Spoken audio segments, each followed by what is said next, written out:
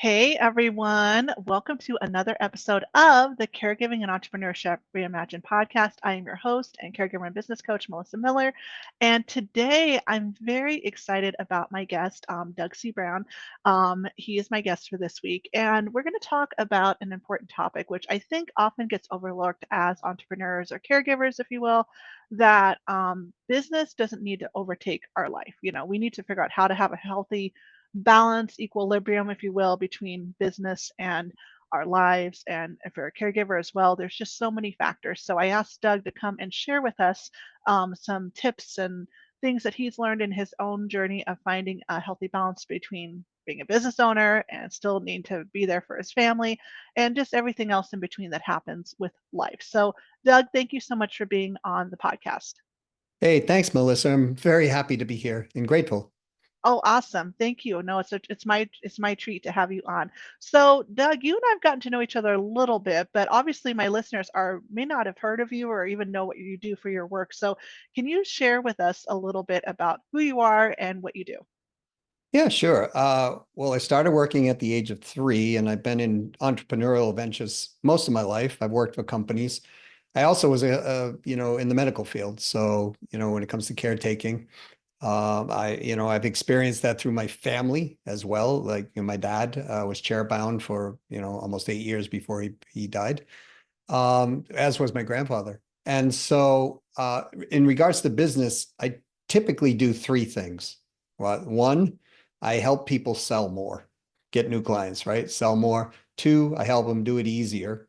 And three, we make it predictable. So what we really do is we take predictable revenue and we put it into what we have as a math-based metrics model, where it's really steeped in math, and we can pinpoint how you want to grow, and we can tell you all the activities that are needed to do that. And then we built the software on the back end to help support it, especially with the follow-up component of the software, because most people are dropping the ball on follow-up for sure. So we kind of close that loop. So in a nutshell, that's what we do. Awesome. Awesome. So, with all the different experiences you've had with entrepreneurship, with caregiving, I sympathize. I've caregived for, or I was a personal caregiver for my father and grandmother the last 2 years of their lives, which was more just chronic illness and age-related, passing with their bodies just shutting down. And then I cared professionally as a certified nursing assistant in healthcare for 15 years in long-term care facilities. So I've done it professionally and personally both as well. So, but with that being said, with navigating the side of all the up and downs that come with being a caregiver, and then obviously there's ups and downs with business. How have you found a healthy way to do both? Because some people will say you can't do both. I believe you can, but what is one thing that has helped you be able to balance both? Yeah, the first thing is getting clear on the life that we want to lead. And this is where I find entrepreneurs or people in any, caretaking business, any business, they're not very clear on really how they want their life to be. So, and what they end up doing is they end up building a business that their life runs around it versus the other way around, right? And so it's really not healthy to do that long term, especially because it will, catch up with one, and then eventually we start resenting the business, right? Or it runs into other issues, family issues, marital issues, all kinds of things. And frankly, I was guilty of that early on in my life. So that's how I learned it the hard way. And that is the number one mistake. And really in revenue growth, which is what we specialize in, that's the number one uh, first step. We get very clear on what is the truthful goal, not the subjective goal, but what is the objective goal, and how does one want to live their life? And then you can build the career or the business around that. Oh, I like that. I think that gets lost. Like, we get this idea in our heads. We want to start this business.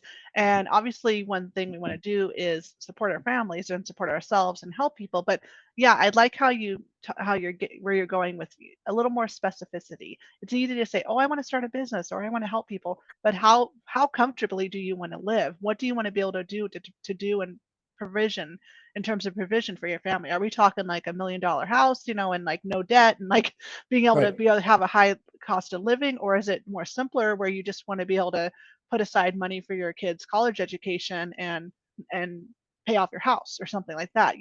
Right. Having clear goals about what you want to do is what's going to get you a lot farther.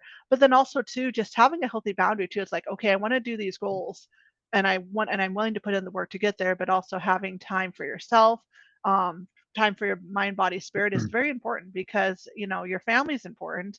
You yourself are important. You're not a robot. You're not a machine.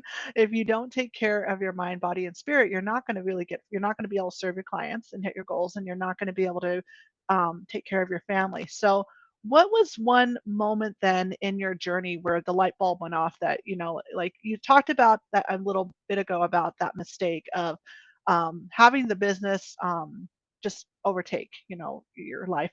So what was the moment of when you realized like, okay, this is not getting me anywhere where I want to go, and it's impacting my health. It's impacting, like you said, potentially relationships with your family and the quality of life that you have with your family. So what is something that you did? Yeah, so that one's easy to answer for me, so thanks. One thing I want to say first is, even when we have a clear goal, sometimes we will temporarily throw our lives out of balance, right? So sometimes, just as, we have, like you had COVID, your family had COVID just, recently, right? So Yes. it threw your life out of balance on the personal side, the Mhm. business side, right? It just stuff happens.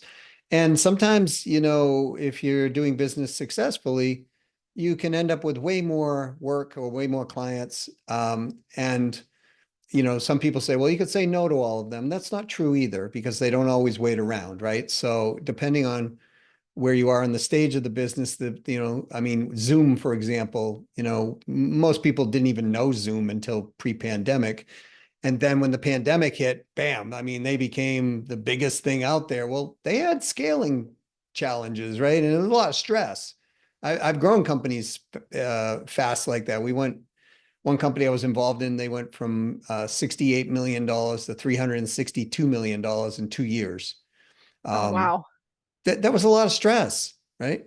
And during that time is actually the first time it actually hit me because I remember being at my desk one night and I got a call and it was like, hey, you coming home? And I'm like, yeah, I'll be home. As soon as I got some client things I'm dealing with, I'll be home. Then I got a call somewhere around 8:30 at night. And it's like, hey, I thought you said you were coming home. And I said, yeah. And the lady on the phone who I was married to said to me, do you know what day it is? And I said, Friday. She's like, yeah, it's 8:30 Friday. Do you know what day it is? I said, it's Friday. She goes, Doug, it's your birthday. And your daughter, who's barely 1 year old, and I have been sitting up and waiting. We have a cake here for you.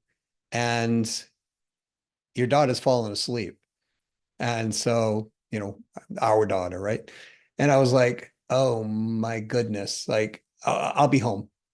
And I hung up and then the phone rang and then the phone rang, and it was like, I have a problem with this. I'm like, dude, I got to get home because my child's there and, talking to them all the way. Well, long story short, I got home at 10 o'clock. So my daughter's asleep, obviously. I mean, she's just a little one, right?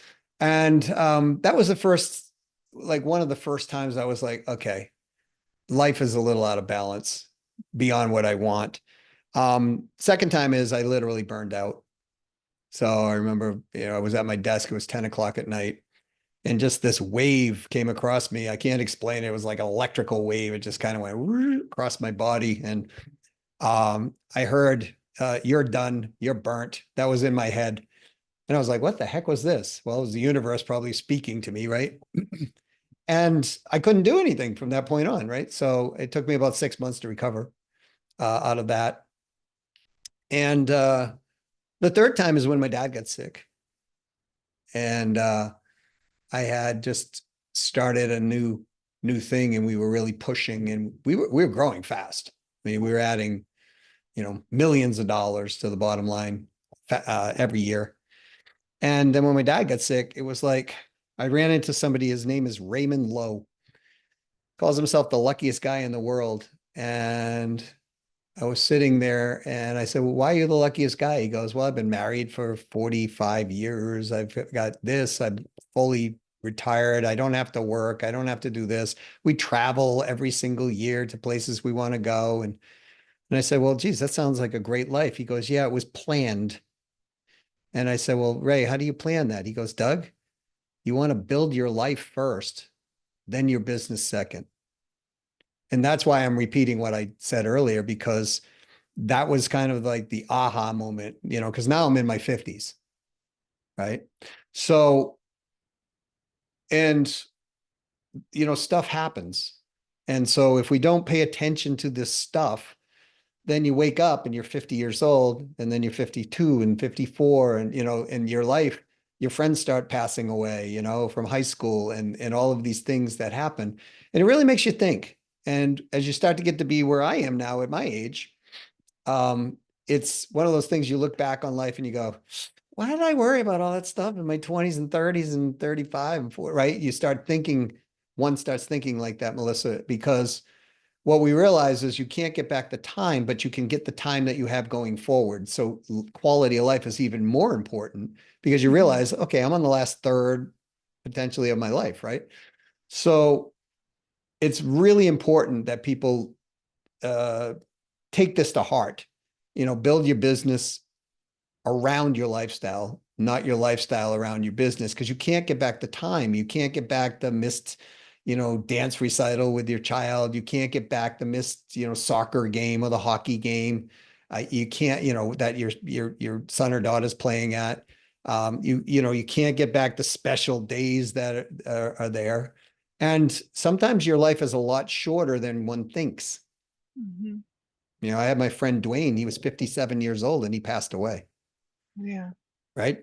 Dwayne was a bodybuilder. He looked like Arnold Schwarzenegger in his youth, all the way into his late 50s, but cancer, Mhm. cancer, and then he got COVID and that did him in. Yeah. So it's one of those things that I can't, I don't want to sound like I'm preaching, but it's something I have learned. And now at 62 years old, I've learned that it is the key. And if you can do it in your earlier years, it's even better because your life becomes much richer. Mhm. Yeah.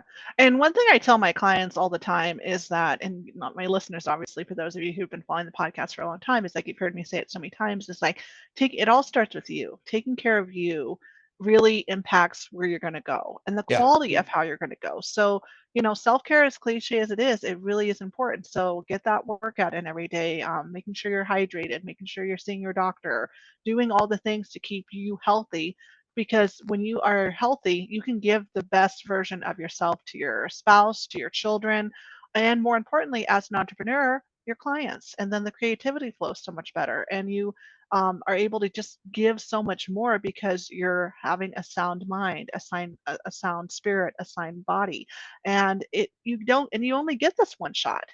So don't wait. I love what Doug is saying about don't wait. Soak up the moments with your family while your kids are small. I have a 6-year-old child myself, so I'm soaking up those moments, and that's what I love about my business, is that I only work a few hours during the day, but yet I still have the evening time to go to, like you say, as she gets older, her events in the evening, and get her off to school every day, be the one personally to take her to school every morning, and all those little things that we take for granted that seem kind of the mundane tasks. We're like, oh boy, wait, I can't wait till we get to the next stage. The next stage may not be all it's cracked up to be. It might be a harder stage, and so soaking up the moments as you go, and sometimes it's not about, there's this quote I saw from a movie. It's a movie, but it was really profound.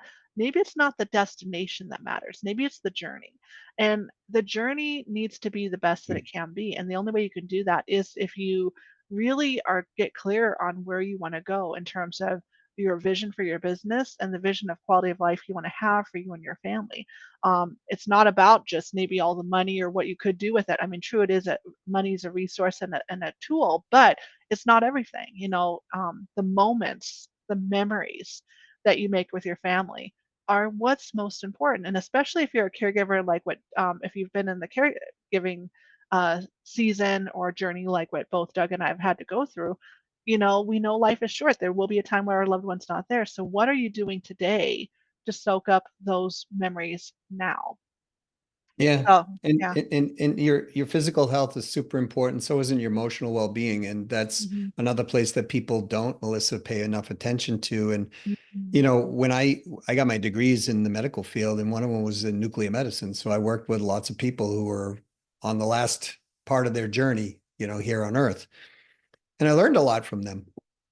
And I can't remember the hospice nurse who wrote this book, on the regrets of dying, and she interviewed people. And I highly recommend that people kind of read that and take it to heart. And, one of them was, I wish I spent more time with my friends. I wish I had have stood up for myself more. I wish I had of, taken more risks in my life, right? I wish I had of not worked so much, right? And spent so much time at the office. And these are very simple things, but when you interview, as she did, a bunch of people, and they're all telling you the same thing, and they're all on their last, months of life or whatever, it really is a wake-up call to say, okay, what is really life about? And as I get older, and I hate to say I'm getting older too. It's like it's You're it's not it's old. really weird, right? I don't look my age. I You don't act don't. my You don't. age. Yeah. Um, most people tell me you're not 62. You're like maybe 50, 54, maybe, like that type of thing. I've had people say, no, you're in your 40s. That's Um, what they tell my husband. My husband's going to be 59 this year, and he does not look like he's 59. So, yeah, and yeah, that and it's wonderful that we don't, right? Because I have some friends, I look at they them, I take go, care. "Oh, geez, you you have aged inappropriately," right? Yeah. Compared to to uh to what I thought you would age like. And so, but again, it's not only the physical, it's also the mental side of the game too. And this is where I think her name, no, it wasn't Bonnie. I can't remember who wrote the book, but this is where things like that, or if you watch ever go to like YouTube and watch people who have lived past 100 and they interview them and they ask them questions, there's certainly a genetic component that has longevity to life. But there's the other side of it, or what we do while we're here that can extend the life. And years ago, I had a friend, Jim, and I said to him, Jim, there's usually a start date and an end date. I mean, I was in my 30s, and both of us were like really hard charger, entrepreneurs. I said, there's a start date and an end date, on your tombstone. And I said, there's a line in between.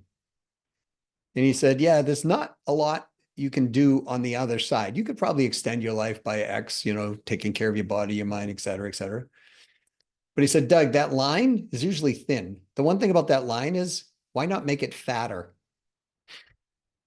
He said, because there's your quality of life. Hmm. And not only do you not know what the end date is going to be on there most of the time, but you can make your life fatter, enriched Yeah. and in a quality of life. And I thought it was a really great, statement he made because it's always stuck with me. And as a caretaker, here's the thing about caretakers, because we know Yes, absolutely. you're dealing with a lot of down emotions many times in caretaking, right? So it's easy to get, in that place. It's like, when I was in the military, like I never thought about carrying an automatic weapon. I did it every day of my life, right? It wasn't really like, oh, I've got an automatic, weapon, or I'm driving, artillery or tanks or whatever, we're blowing this up, we're doing that. It was just normal, you know? Um, well, when you're in that environment, of caretaking, just as you would be in, say, another environment, whether you hung around with people all day long who worked out at the gym, you would have a different outlook hanging out with those people. And I know from the caretaking business, especially if you're in death and dying on that side of the caretaking business, it it can get exhausting, because all of those emotions that we're absorbing, if we're the the empath type person, and where that person is just taking it all in. We have to be careful about our own self-care there, because that's can be um, elusively creeping up on us, and then we start to feel a certain way, therefore we act a certain way. And it's not Mhm. because we want to necessarily be there, it's just because we have absorbed so much that we haven't been able to heal our way off on the other side of it. And so I Mhm. would recommend that anybody who's in caretaking, schedule something in your schedule every single day. Just as you said, Melissa, go to the gym. Mhm. Like, even if you go to the gym and you don't work out hard, just go work on the treadmill, climb a few stairs, pump a few weights, right? Do Mhm. one muscle group a day, go every single day. You'll be surprised how much that will actually improve your outlook. Spend 15 minutes a day, journaling, or, sitting and writing, about what you're grateful for. Believe it or not, these little things make a huge difference, because we're we're we're taking small percentages and stacking them over time. Oh yeah. Oh yeah. I love that. And with the and I totally will testament to this. I have three chronic health issues of my own, on top of being a mother and being a Yeah. caretaker for my spouse. And I went through a burnout period too, beginning of 2020, and by 2021 I was really sick. I didn't know it until the end of 2021 that I had IBS on top of thyroid disease, and then within the last year I've been diagnosed with a skin disorder on top of everything. But I will say that taking the steps I have over the last, I'd say 3 years, to just slowly work on my health and different things. The beginning was working on my spiritual self-care, because I was just so angry at God and just had some undealt with anger. And I did a 3-month intensive program for that, and that helped with that. And then after that, it was really working on my physical, in terms of just working on my diet, trying to get my diet under control, and finding some supplements that help me manage my IBS symptoms. That's been huge. And then I'm in year 2 now of actually working out. And oh my gosh, I only do 20 to 30-minute workouts, Oh, you but oh need. my gosh, it really helps. And I don't actually go to the gym because of my personal situation with my health.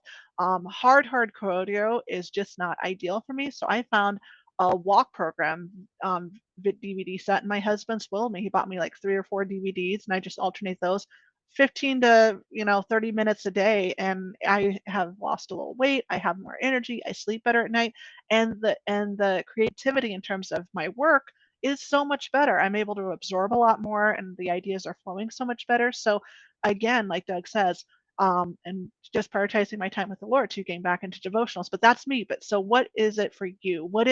What could you, I'm challenging y'all, what is something that you want to commit to for the month of February? We're almost to February, y'all. So what is something you want to commit to doing 15 to 30 minutes a day?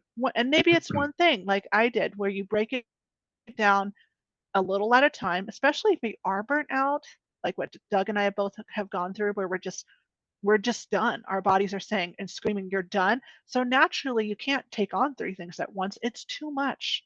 So maybe just focus on one thing for 15 to 20 minutes a day, 30 minutes a day for a month, and just work on that. Once you have that under wraps, then you might be able to add on more. But maybe you need more. Maybe like I know for me with my workouts, I did 1 mile workouts for a whole year.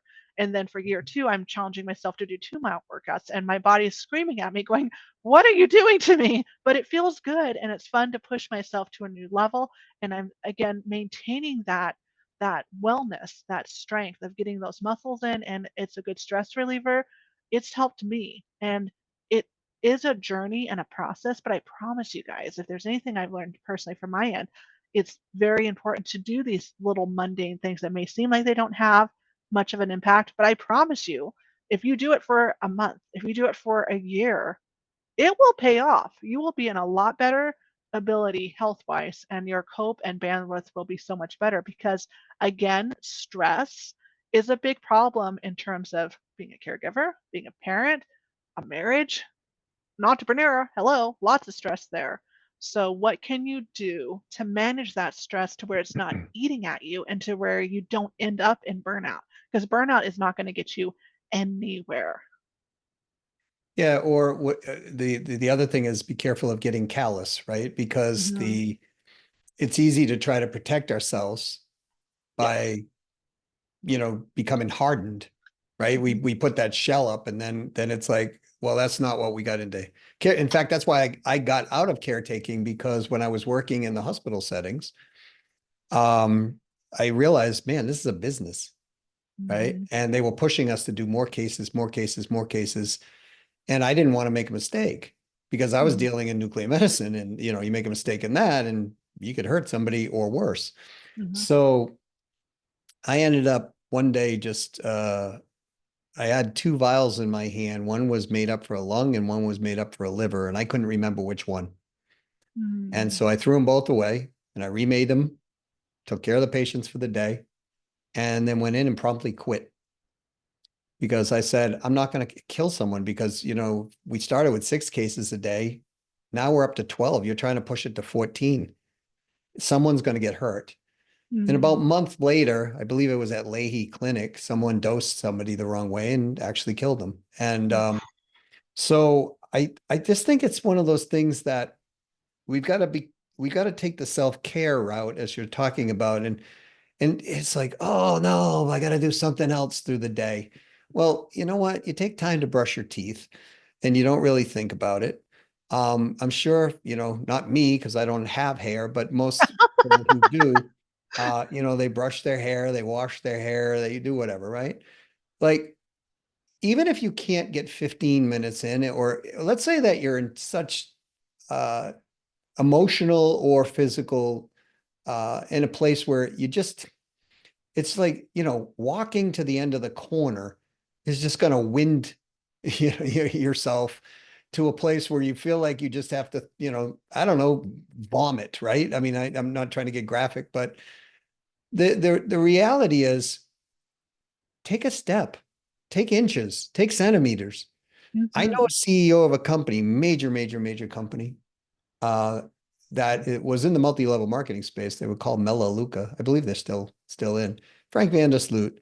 I watched the man. He added like I don't know how many pounds, like a lot. And then one day he decided, you know what, enough.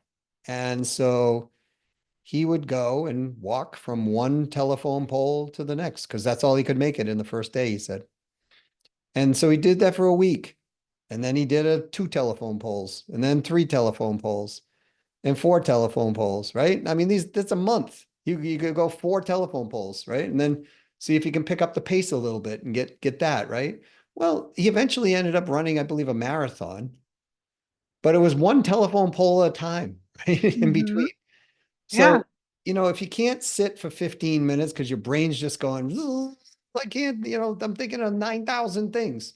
Try to just sit there for 30 seconds, 15 seconds in the beginning and just calm your mind. See if you can Mhm. get your mind to calm down because what's happening when we don't calm our mind down enough is we're missing obvious things that happen. Mhm. And I've learned that through my personal life, like, not paying attention to certain things. And then all of a sudden it's like, oh, I'm in a personal crisis, right? Yeah. Or whatever, right? And it's because we don't listen to the whispers because our brain is chattering so much when we're going, especially as an entrepreneur, that eventually those little bits of bad over a period of time lead to something that's not good. Yeah. Little bits of good over a period of time lead to something great. Absolutely. Most people, though, Melissa, are not willing to go through the period of time to do that. Mhm. But remember, folks, if you're a little overweight, you didn't get there overnight. Mm-mm. It happened 1/10 of an ounce at a time, right? And then you just kept adding a little bit over time. So the good thing is you could take it off faster. But even if you took it off 1/2 an ounce a week over time, right? Or in a year, you'd be surprised where you're going to be. Mhm. So they say it's safe to lose like a pound of weight a week or something like that, right? But even if you took a quarter pound and it took you 4 weeks to lose a pound, in a year you'd be down 12 pounds, Mhm. right? So it's And just one of those sometimes things. it's better that way. Sometimes going the slower route is safer for you because your Yeah, yeah, body yeah. actually may be able to handle it. I mean, I know there's all from being in the healthcare, we have all these parameters of what we say is normal or baseline and yada yada yada. But everyone's different. And so your journey, your self-care journey, just like your business journey, You didn't get to 100K overnight. Okay, same thing with your self-care. You're not going to get there overnight. We're not expecting you to go there overnight. So whether it's just walking one telephone pole to one telephone pole every day for a month and then increasing it by another one, or maybe it's taking 5 minutes to meditate and then and then maybe for 1 month and then the next day you do two, or maybe you figure out meditation's not for me, but what you do instead is it's journaling. I have a it's called Encounter. It's a Christian devotional, but it's meant to be a meditation. But what I like to do is when I decide on days to do one of those devotionals, as it were, instead of like sitting quietly and meditating, I just have my journal. And as Right. he's prompting with different things to think about or consider or ponder, I'm writing them out. And I'm still in it, and I'm still taking that time to be quiet. And no, there's nothing else going on. I make sure I do it when it's quiet. And I just write and I still get it out where I'm still being intentional with paying attention to what do I need to ponder? What do I need to get out of this moment? And And you can that do the can be just exact, as good. Yeah, yeah, it is just as good. For me, sometimes it's sitting down and playing the piano for 10 minutes, right? absolutely. But you can do the same thing in your business too. Absolutely. So if you want another client, for example, Hmm. or let's say you want 10 clients, and you can add them one or two a month, you can add Hmm. them one or two a week. So what ends up happening and what a lot of people don't understand, and this is why we teach predictable revenue, because we can dial it in, right? Hmm. Inevitably, you get some short-term wins in the beginning, but because you're building in a system, just like we're talking about, add a telephone pole a day or whatever, um, and you're starting out, the curve happens at some point, the hockey stick curve, they call it in business, right? So you might be a little bit flat for a while or just kind of creeping up, but all of a sudden your skills and your activities, and assuming you're doing them in the right proportion, they start to compound on one another. And then all of a sudden it's like, well, month one, maybe I got, one new client. Month two, I got two new clients. Month three, I got two new clients. Month four, I got three new clients. Month five, I got five. Month six, I got eight. Right. And then so it starts to do that because you have that consistency in prospecting. You have you understand who the right fit buyer is at that point because you figured it out. You're following up much better, right? You're doing all of these things that are required in predictable sales revenue growth. You have a metrics-based plan and you know what activities to do and what activities not to do. So all of that stuff, Melissa, leads to that hockey stick. And it can be slower in the beginning. It doesn't have to be, like you said, I got to go out and get 10,000 clients this month. And in a lot of cases, growing too fast will implode that company faster than growing too slow. I'm going to say that again for the people who are like, what did you just say?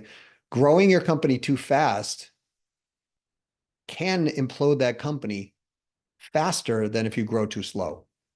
So I helped a company go from 5.7 million to 8.2 million in 3 weeks. And I told him not to do it. He wasn't set up. He begged me for the idea. I told him, I know this is going to work. And he begged me, and I made the deal with him that if he didn't do it, I would tell him what it is. And I want to implement it in 3 months once we get his operational processes settled. And he said, okay. And I gave him the idea. And 3 weeks later, he was an $8.2 million company, and his um, people in his company, his family was calling me saying, "Hey, this guy's out of his mind." Right? So, and the company itself had massive challenges. People were starting to quit; they couldn't take the stress, that type of thing, and it was all because he didn't have his operational processes in place. Hmm. Yeah, you got to start with the foundation and work your way up. Start slow, master one thing. That's why in business we say master one thing and then add more, or go to the next level. You're not supposed to start at step 10 when you're a beginner rookie entrepreneur. You need to start at step 1. There's a reason why you start at step 1 and work through the process and the journey, and then you will get to where you need to go a lot easier, and there will be no, disaster as like a situation, a scenario like what Doug just shared, because you have the foundational systems in place to help you be able to expand and grow, and then you can tweak. It's a lot easier to tweak and adjust when something's already established versus when you're trying to jump the gun and go from 0 to 60. It just doesn't work, guys. So whether that's in your business, whether that's in your healthcare journey, everything, it doesn't matter. Just go through the process, and it might be slow. It might be slow, and that's okay. But again, remember, everyone's different. Doug's business is way different than my business, and my self-care journey has been different than what Doug's has, and that's okay. It's supposed to be different, but the foundational similarity is that we've started at the step one and progressed through, so we have a solid foundation for wherever we want to go, wherever our journey brings us, and we're a lot better for it, and our family's a lot better for it, and our clients are a lot better for it. So, Doug, as we wrap up our time together, this has been such a good, meaningful conversation. I really appreciate you being willing to come on to the Caregiving and Entrepreneurship Reimagined podcast and share a little bit of your knowledge and expertise and journey. Where can we find more of you? Oh, well, if you're interested in, let's say, revenue growth or follow up or any of that stuff for your business, you can certainly go to my website, which is ceosalesstrategies.com. The software we built is called Vibitno, Vibitno, and you can go there at vibitno.com and see what we built there. If they want to learn more about me, they can type Doug C. Brown revenue growth, and I'll be on the first probably 8 pages. So, or if they want to check out my LinkedIn, it's Doug Brown 123. Or if they want to send me, an email direct and they want to chat, Doug at ceosalesstrategies.com. Awesome. All right. And as always, guys, wherever you're listening to the podcast, whether it's on Apple, Spotify, my YouTube channel, or my blog, all that information will be included below, either if it's on the blog and the blog post or on any other platforms, it will be in the show notes. So, Doug, as we close out this episode, what is one thing that you would like to kind of leave as a lasting little tidbit for our listeners? It could be something that we talked about today in our conversation, or maybe something that just really has stuck with you, that's something that's just really strong and profound, that has just really touched you and stuck with you in your journey, that you'd like to share as a little lasting encouragement a little encouragement tidbit before we close out this episode. Okay, so on the business side, one of the biggest challenges that almost every company on the planet has, even if they're a very large company, because I've worked with, those companies as well, like brand name companies that people, Intuit, Procter and Gamble, places like that, or they're solo entrepreneur, anywhere in between. The one thing that I've learned along the journey of doing this now for, 40 plus years, is that they don't know their ideal right fit buyer. People really don't know their ideal right fit buyer. That ideal right fit buyer is that person, that company, the person within the company, the apex decision maker, who is really the ideal right fit. Most people think they know it, but they don't know what they want, they fear, they desire, and a bunch of other parameters. And so what ends up happening is that their prospecting is off, their messaging is off, their follow-up is off.